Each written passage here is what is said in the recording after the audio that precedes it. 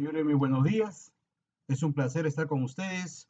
Soy el coronel ejército peruano en situación de retiro, Carlos Antonio Solís Agurto, y hoy veremos otras situaciones de violencia interna en el uso de la fuerza en este estado de emergencia sanitario que todos estamos viviendo, no solamente el Perú, sino lo vive todo el mundo.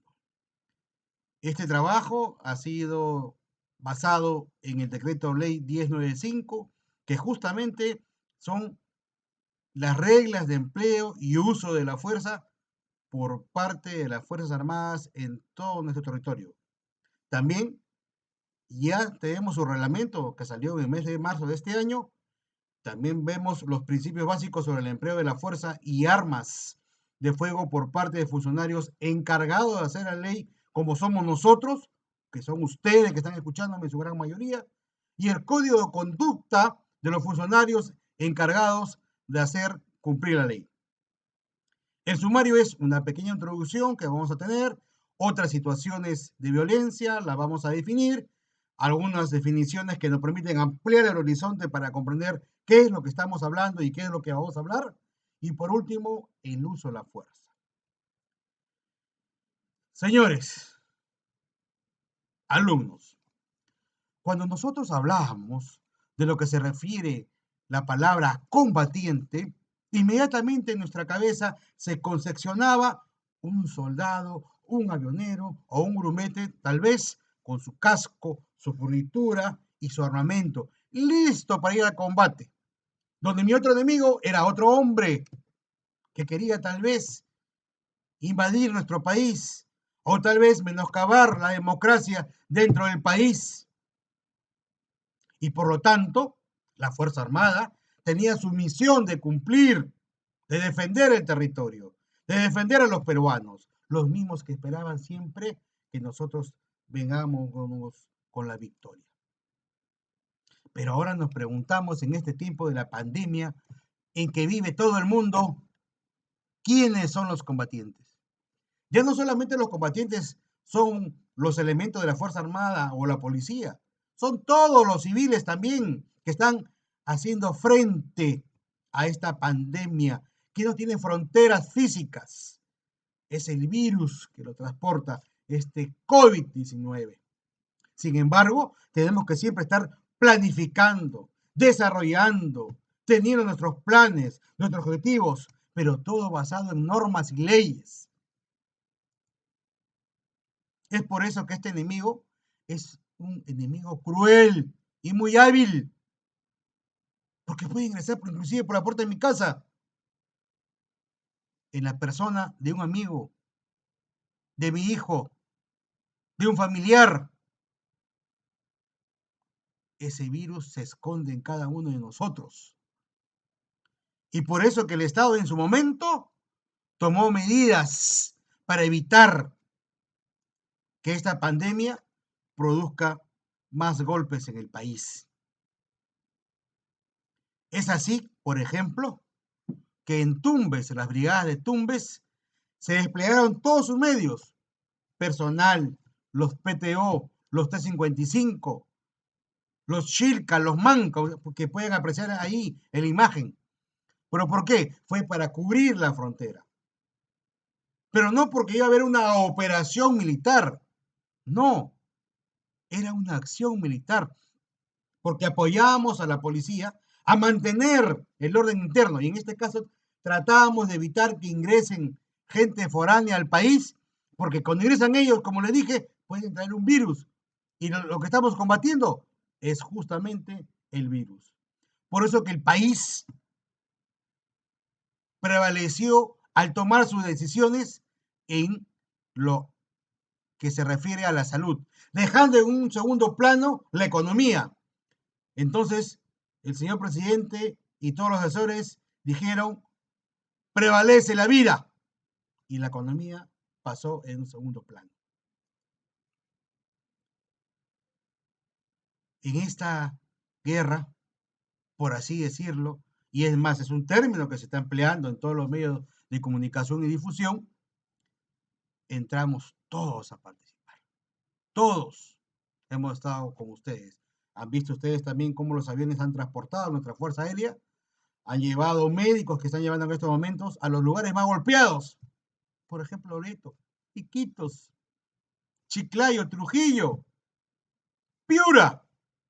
Está nuestra Fuerza Aérea, llevando médicos, llevando equipamiento, oxígeno vital, como que también trayendo y evacuando a personal. Nuestra Marina también está apoyando ahí constantemente. Pero recuerden, en todo momento debemos respetar la dignidad y los derechos de las personas.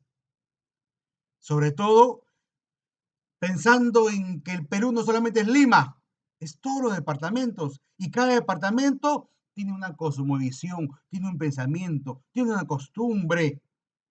Tenemos que respetar las costumbres, tenemos que respetar las personas, tenemos que respetar los conocidos grupos vulnerables.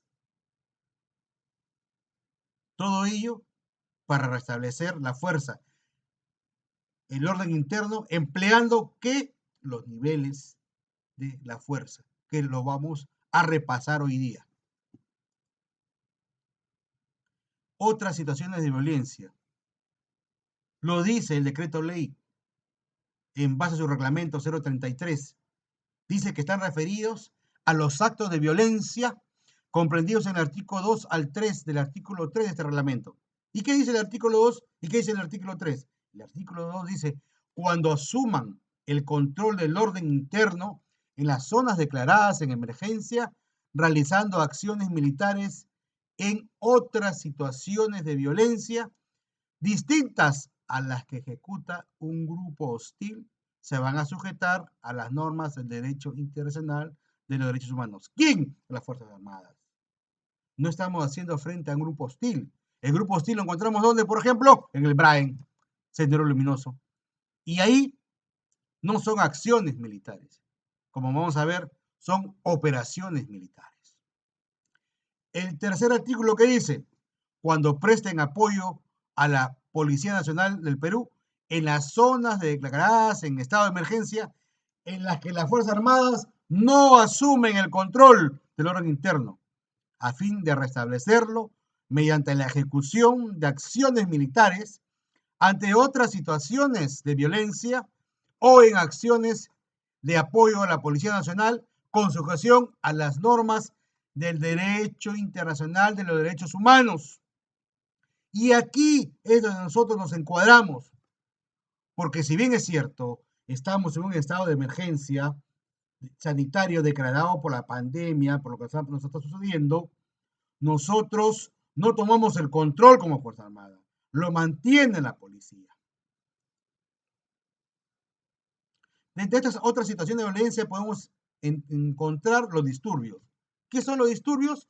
Son las expresiones de violencia en forma graves, alteraciones de orden público, en los cuales no se enfrenta a un grupo hostil. Cuando ustedes en su cabeza y en su concepción escuchan un grupo hostil, ya inmediatamente se va a aplicar ahí el derecho internacional humanitario. ¿Por qué? Porque se van a aplicar ahí operaciones militares. En este caso, los disturbios, vamos a aplicar el derecho internacional de derechos humanos porque no pasa un umbral de la violencia y nos encuadramos en el marco jurídico del derecho internacional de los derechos humanos. Los motines es una revuelta o rebelión multitudinaria contra un orden establecido. Se diferencia, dice, de otros conceptos porque está focalizado, está en un lugar desarrollado, no es en todo el país ni en toda la región, es en un sector ubicado. Así vamos a ver las marchas de protestas. Es la resistencia, dice, no violenta. Es la desobediencia no violenta. Y es una resistencia pacífica. Es una táctica de protesta relacionada con la desobediencia civil. Recordemos el año pasado, cuando hubo ciertas circunstancias que se presentaron en el país y salieron diferentes marchas que no eran violentas, no eran grupo hostil. Es más, acompañaba a los costados, ¿quién? Nuestra Policía Nacional del Perú. Tensiones internas. Se hace referencia, dice, a situaciones que no existe violencia, pero en las cuales un Estado puede recurrir a prácticas justamente de arrestos masivos para minimizar la intención de la situación, se pueda descontrolar y romper un umbral. Hemos hablado de varios términos y aquí vamos a identificarlos. El derecho internacional humanitario, ustedes ya lo conocen, es una rama del derecho internacional público que está integrado por las normas que en tiempo de conflicto armado procuran proteger por razones justamente humanitarias a las personas que ya no participan o que han dejado simplemente de participar en estas hostilidades y se restringen los métodos y los medios de combate. Estamos normados y regidos qué se puede hacer en el combate. El derecho internacional de los derechos humanos, que es lo que ahora nos convoca, también es una rama del derecho internacional público aplicable a todas las circunstancias y que garantiza la protección de todas las personas sin distinción dada su condición simplemente de ser humano, de dignidad humana. Y hemos hablado de operaciones militares y de acciones militares. Lo que estamos haciendo ahorita nosotros son acciones militares. ¿Qué nos dice, por ejemplo, el Comando en Conjunto de las Acciones Militares? Son aquellas acciones que realizan las Fuerzas Armadas enfocadas en el mantenimiento o restablecimiento del orden interno. Son diferentes a las operaciones militares que se efectúan para enfrentar la capacidad de grupos hostiles. En las acciones militares no enfrentamos a grupos hostiles.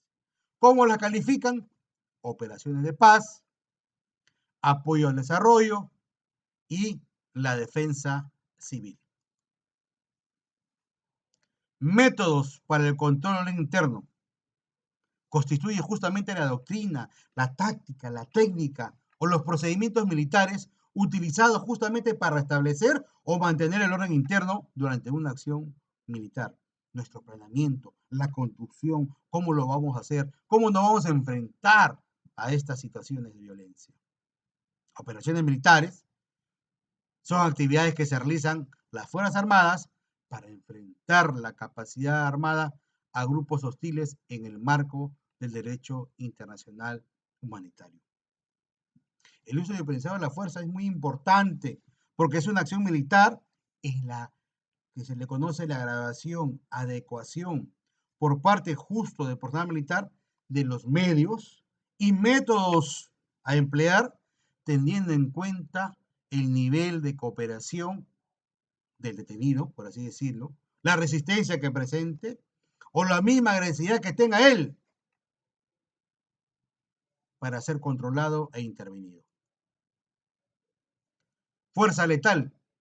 En las operaciones militares es el empleo de la fuerza a través de medios lícitos, ¿no? Por el cual resulta probable causar el deceso de miembros justamente del grupo hostil, siendo su empleo de esta vez regulado por el derecho internacional humanitario. La fuerza no letal es el medio compulsivo en el cual el personal militar hace que una persona o grupo de personas cumpla la ley, aún contra su voluntad, pero la ley la cumplen todos, como por ejemplo ahora lo que estamos realizando, el control en las noches de esta movilización que se ha suspendido, que nadie puede transitar. En este conocido toque queda también se le conoce, ¿no? Medios de control de lo interno, armas, equipos, accesorios, otros elementos que son autorizados o proporcionados justamente por el Estado para que se emplee en las acciones militares. No voy a salir con cañones, ni con antiaéreos, ni con helicópteros al control nocturno que hacemos a la patrulla. Son otro tipo de armamento que nos debe proporcionar el Estado. El estado de emergencia. Hablamos de un estado de emergencia. Sí. ¿Qué cosa es? Es una expresión del derecho de sección en nuestro ordenamiento jurídico. Es una herramienta prevista justamente en la legislación, en la Constitución, para que dote al gobierno, sí, para que pueda realizar facultades extraordinarias que le permitan superar una situación de crisis que altera gravemente la vida en la sociedad o incluso pone en riesgo la existencia de un Estado. Y ejemplo de ello es lo que está pasando ahorita, la crisis sanitaria que amenaza a nuestra población. Hay muertos. Este virus mata gente. Por eso que cuando este decreto ley que vemos ahí dispuso que la Fuerza Armada apoye a la policía, e inmediatamente tenemos que tener todas nuestras facultades y emplear las reglas y los principios que están contenidos en el derecho internacional, si es un conflicto armado interno o internacional, o el derecho internacional de los derechos humanos en un contexto de disturbios o tensiones, que es ahí en donde nosotros nos vamos a desplazar, a trabajar. Entonces, llegamos al uso de la fuerza en otras situaciones de violencia, en las zonas declaradas en estado de emergencia, con el control del orden interno a cargo de la policía. Y acá está, título 2 de nuestro decreto ley 1095. Habiéndose declarado el estado de emergencia, las Fuerzas Armadas realizan acciones militares en apoyo a la Policía Nacional. ¿Para qué? Para el control del orden interno, pudieron hacer el uso de la fuerza ante otras situaciones de violencia, de conformidad con los principios y los niveles de la fuerza, que también lo vamos a estudiar. Y como les comenté, nosotros estamos encuadrados en el artículo 3, inciso 3. Estamos apoyando a la policía en el control interno, pero no asumimos el control. En este caso, repito, lo tiene nuestra Policía Nacional. Por eso que el uso de la fuerza es la utilización de métodos y medios de control interno por parte de todo el personal de la Fuerza Armada, que está descrito en las situaciones que hemos visto anteriormente. Toda acción militar debe realizarse con la intensidad necesaria para justamente el mantenimiento y el restablecimiento del orden interno. Hablamos de los principios y tenemos tres justamente, principios rectores del uso de la fuerza: legalidad, necesidad, proporcionalidad. La legalidad es el uso de la fuerza por parte de los miembros de la Fuerza Armada, que debemos estar amparados en dos elementos, básicamente en el decreto legislativo 1095 y en su reglamentación. En esos parámetros nosotros tenemos que actuar. No nos salgamos de ahí. Ya la ley está escrita. Necesidad. El análisis de la necesidad en cuanto al uso de la fuerza por parte de los miembros de la Fuerza Armada implica haber agotado sin éxito el despliegue de medidas que no implican el uso de la fuerza para alcanzar el objetivo buscado. ¿Por qué? Porque va a haber un momento en que agotamos todos los medios a pesar de tomar todas las medidas y podemos hacer uso de las armas. Proporcionalidad es la equivalencia o la correspondencia entre la gravedad de la amenaza o la resistencia que podemos encontrar y de acuerdo también al nivel de la fuerza que vamos a emplear en este caso. Y aquí entramos a los niveles de la fuerza, que se dividen en dos. Primero, un nivel preventivo. Segundo, un nivel reactivo. En el nivel preventivo tenemos una presencia militar, un contacto visual y tenemos la verbalización. En el nivel reactivo tenemos un control físico, tenemos los medios no letales y también tenemos los medios letales. En el nivel preventivo, presencia militar es la demostración de autoridad. Básicamente estamos ahí presentes en las patrullas, estamos con nuestro personal, ya eso es nuestra presencia militar. Estamos bien uniformados, estamos bien equipados y una buena actitud, siempre férrea, respetuosa con el ciudadano. El contacto visual Es el dominio que tenemos sobre la persona o el grupo de personas que tenemos que controlar en un sector de la responsabilidad. Y por último, también tenemos la verbalización, que es el uso de la comunicación oral, utilizando el tono adecuado, los términos necesarios. Recuerde que no tratamos con otro militar. Ellos de repente no van a entender lo que nosotros tenemos. Nosotros tenemos unos términos diferentes que el de ellos. Y como les dije, cosmovisión. Estamos en todas las partes del país. Cuando yo era subteniente llegué a la parte del Perú profundo. Yo no hablaba quechua. En la escuela nos enseñaron quechua, el básico. Entonces tenía que tener un traductor y usaba el lenguaje donde estaba en la zona adecuada.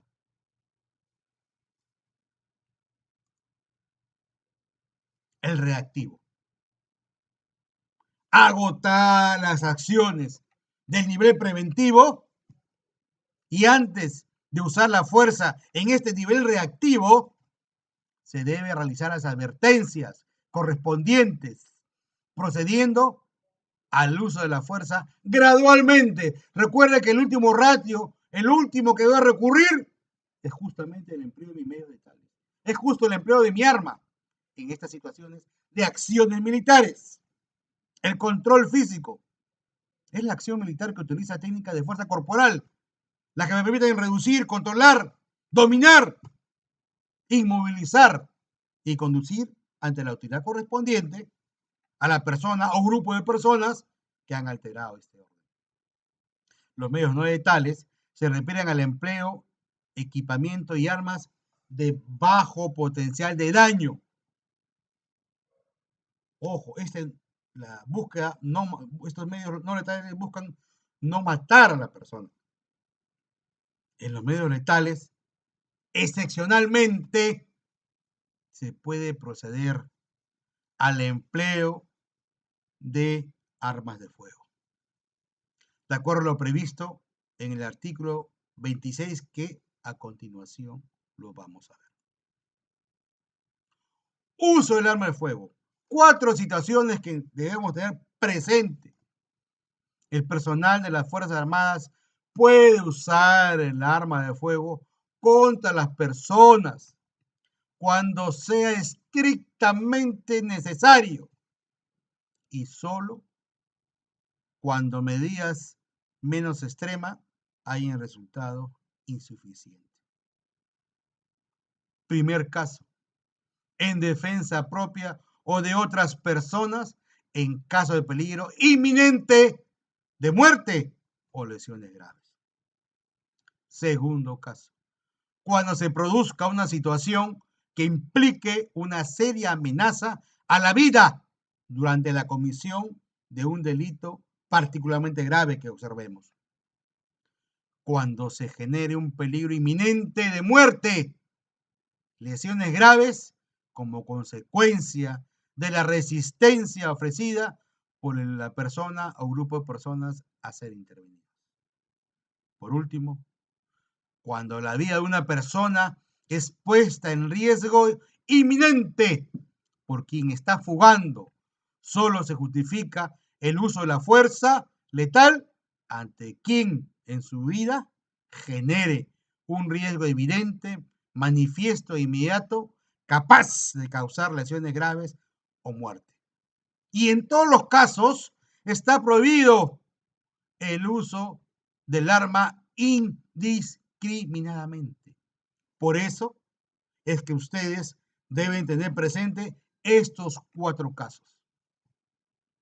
Señores, alumnos, alumnas, espero que con esta pequeña exposición haya compartido con ustedes estos conocimientos o en otros casos refrescados para que ustedes, en estos momentos en que el país requiere de ustedes, lo hagan apegados a la norma, al decreto ley 1095, al uso de la fuerza en el estado de emergencia, en otras situaciones de violencia, en donde la Fuerza Armada no asume el control, lo asume la policía y nosotros estamos en apoyos a ellos. Buenos días.